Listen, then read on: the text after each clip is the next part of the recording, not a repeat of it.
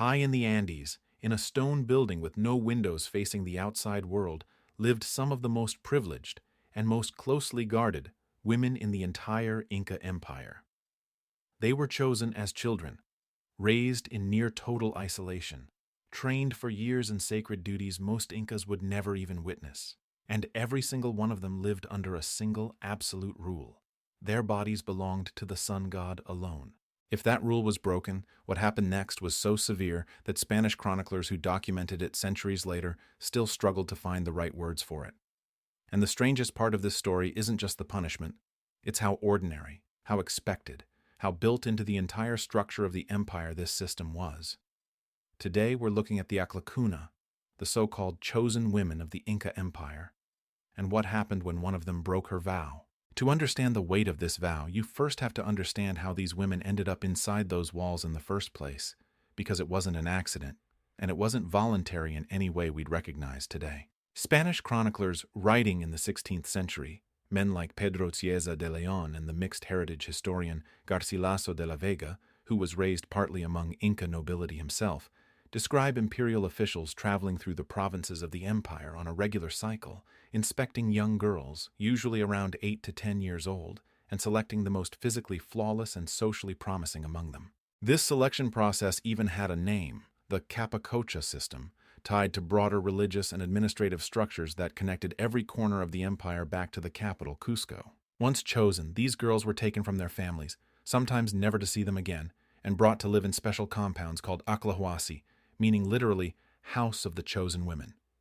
These weren't small buildings. Archaeological evidence and colonial-era descriptions suggest some of these compounds could house hundreds of women at once, completely separated from the outside world, run by an internal hierarchy of older women called mamaconas, who acted as trainers, supervisors, and enforcers of the rules. Inside, these girls spent years learning specific honored skills, weaving textiles of extraordinary quality reserved for the emperor and the gods, brewing the ceremonial corn beer called chicha, used in state rituals, and performing religious duties tied directly to the worship of Inti, the sun god, and other important deities. And here's where the story starts to reveal its central tension. Being chosen as an Aclla was, in Inca society, a genuine honor, one of the highest positions a woman outside the royal family could occupy. Some Acllas eventually became mamaconas themselves, gaining real authority within the system. Others were given as brides to nobles or provincial leaders as a form of political alliance orchestrated directly by the state. A small number were selected for the most solemn religious ceremonies of the empire. But underlying every single one of these paths was the same absolute condition. Until the state decided otherwise, an Aclla's body was not her own. It belonged to the sun god, and by extension, to the empire itself. This is the detail that surprises most people who encounter this story for the first time. The vow of chastity required of the Acllacuna wasn't a personal spiritual choice, the way we might think of it in other religious traditions.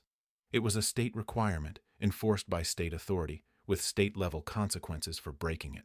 Chroniclers describe the Acllacuna compounds as being guarded closely, with entry restricted almost entirely to women and to specific male religious officials performing sanctioned duties.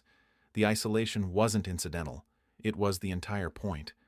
An Aclla who violated her vow wasn't just breaking a personal promise. In the worldview of Inca religious and political authority, she was committing an offense against Inti himself, and by extension, against the stability of the empire's relationship with the divine.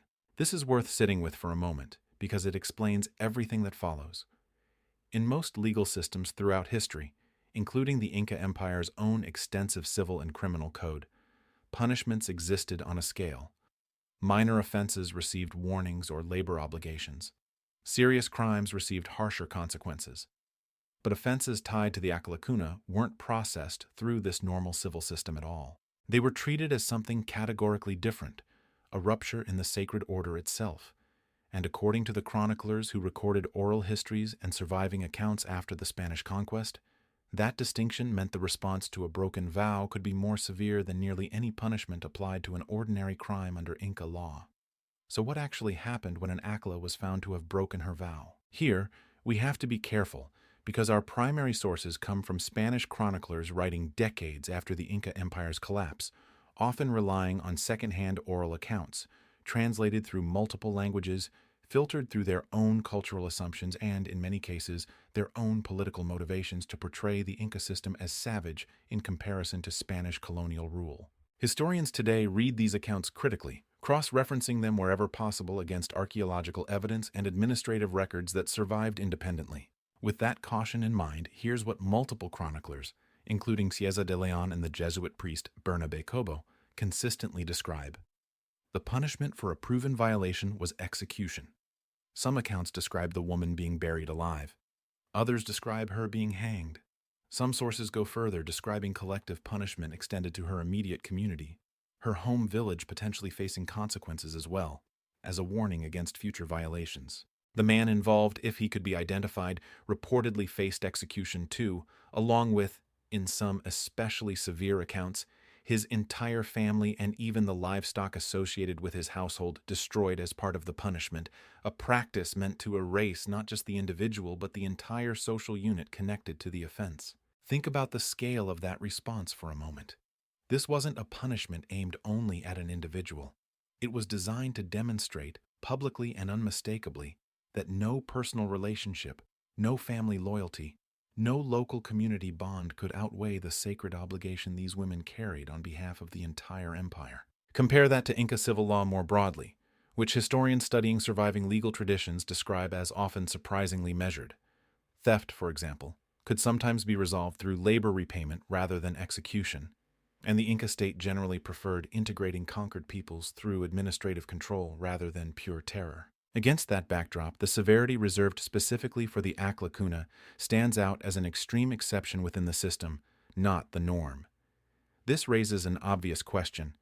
Why would an empire known for administrative sophistication, a civilization that built over 20,000 miles of road, engineered agricultural terraces still in use today, and ran a complex system of accounting using knotted cords called quipu, respond to this particular offense with such extreme severity? Historians studying Inca religious and political structure suggest an answer rooted in how tightly the Inca state fused religion and governance together. The emperor, the Sapa Inca, claimed direct descent from Inti, the sun god. The Acllacuna served that same god directly. In that framework, the purity of these women wasn't a private, personal matter. It was symbolically tied to the legitimacy and stability of the entire imperial order. A broken vow wasn't just a broken promise. In the worldview of Inca religious authority, it represented a crack in the cosmic order that held the empire itself together. There's also a political dimension worth considering. The Acllacuna system connected virtually every province of the empire directly to the capital.